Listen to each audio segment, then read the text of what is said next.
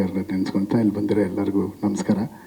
ನನಗೆ ಈಗ first ಮಾತಾಡಬೇಕಂದ್ರೆ madam ಏನು ಎದೆಯೆಲ್ಲ ಡಬ್ಬ ಡಬ್ಬ ಅಂತ ಹೊಡಿತಾ ಇದೆ. ನನಗೆ ಫಸ್ಟ್ ಟೈಮ್ ವಿಜುವಲ್ಸ್ ಮೇಲ್ಗಡೆ ಬರ್ತಾ ಇದ್ದಿದ್ದು 2-3 ದಿನದಿಂದ ನಮಗೆ ನಿದ್ದೆನೂ ಬರ್ತಾ ಇರಲಿಲ್ಲ.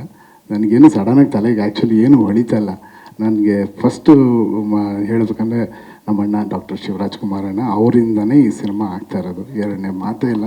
ಇಲ್ಲಾಂದರೆ ನಾನು ನೀವು ಹೇಳಿದ್ದು ಯಾವ ಪ್ರಿಪ್ರೇಷನ್ನು ನಾನು ಮಾಡ್ತಾ ಇರಲಿಲ್ಲ.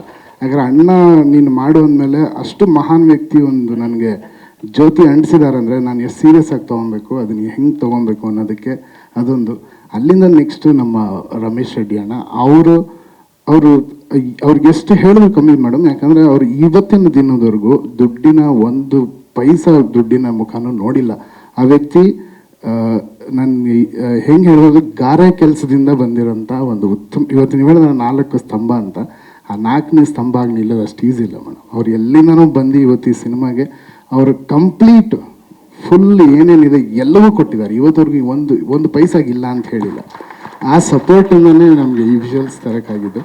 ಅಲ್ಲಿಂದ ನಾನು ಉಪ್ಪಿ ಸರ್ ಹತ್ರ ಹೋದೆ. ಉಪ್ಪಿ ಸರು ಅವ್ರು ಸುಮ್ಮನೆ ಹಿಂಗೆ ನೋಡ್ತಾ ಇದ್ರೆ ನನಗೆ ಅವ್ರದ್ದೆಲ್ಲ ಸಿನಿಮಾ 25 ಸತಿ 30 ಸತಿ ನೋಡಿದ್ದು ಬರೀ ಅದೇ ನೆನಪು ಬರ್ತಾ ಇದೆ ನನಗೆ. ಅವ್ರು ಫಸ್ಟ್ ಡೇ ಕೂತ್ಕೊಂಡು ಮಾತಾಡ್ಬೇಕಾದ್ರೆ ಅವರು ಚೆನ್ನಾಗಿದೆ ಗುರುವೆ, ಮಾಡೋಣ ಗುರುವೆ ಅಂದ್ರಲ್ಲ, ಅದೊಂದು ದೊಡ್ಡ ಆಶೀರ್ವಾದ ಆಗೋಯ್ತು. ಅಲ್ಲಿಂದ ರಾಜ್ ಸರು ರಾಜ್ ಬಿ ಶೆಟ್ಟಿ ಅವ್ರನ್ನ ಫಸ್ಟ್ ಪ್ರೊಸೆಸ್ ಒಪ್ಸೋದು ತುಂಬ ಕಷ್ಟ.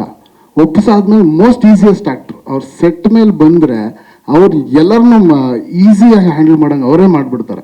ಸೊ ಅವರು ಈ ಕತೆ ಒಪ್ಕೊಂಡಿದ್ದು ನನಗೆ ಬಹಳ ಅಲ್ಲಿ ಒಂದು ದೊಡ್ಡ ಧೈರ್ಯ ಬಂದು. ಯಾಕಂದ್ರೆ ಅವ್ರು ಅಷ್ಟು ಈಸಿಯಾಗಿ ಯಾವ ಕತೆಗಳು ಒಪ್ಕೊಳ್ಳೋದೇ ಇಲ್ಲ. ಅವ್ರು ಒಪ್ಕೊಂಡ್ರು, ಇದೆಲ್ಲ ಸೇರಿ ಆಯಿತು. ನನಗೆ ಇಷ್ಟ ಈಗ ಮಾತಾಡೋಕ್ಕಾಗ್ತಿರೋದು, ಆಮೇಲೆ ಮಾತಾಡ್ತೀನಿ, ದಯವಿಟ್ಟು ಕ್ಷಮಿಸಿ.